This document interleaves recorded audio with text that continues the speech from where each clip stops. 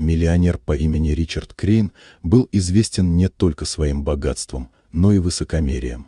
Он владел огромной корпорацией, ездил на лимузине с тонированными стеклами и считал, что люди беднее его недостойны даже смотреть ему в глаза. В один из солнечных летних дней он вышел из своего офиса в центре города, чтобы пройтись до ближайшего кафе, как вдруг его взгляд упал на оборванного мальчика, сидящего у тротуара с картонной табличкой и грязным пластиковым стаканом. Мальчику было не больше 10, худой, с растрепанными волосами, в одежде, которая давно не знала стирки.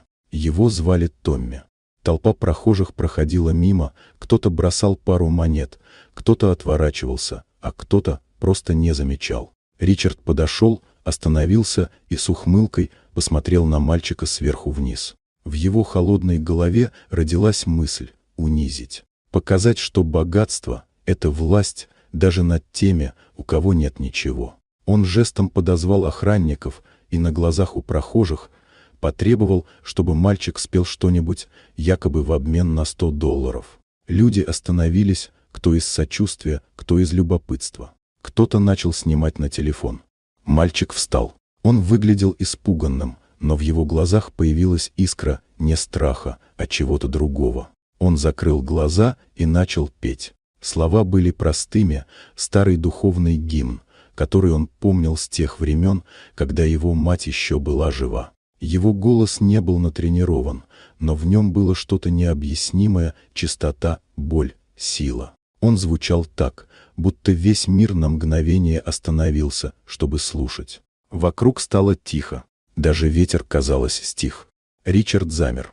Его улыбка исчезла. Что-то дрогнуло в его груди, чувство, которое он давно не испытывал. Стыд. Он вспомнил, как сам, мальчиком, мечтал о сцене, пел перед зеркалом, пока не умер его отец, и мать не продала пианино, чтобы купить еду. Он вспомнил, как забыл свои мечты, заменив их цифрами, контрактами, отчуждением.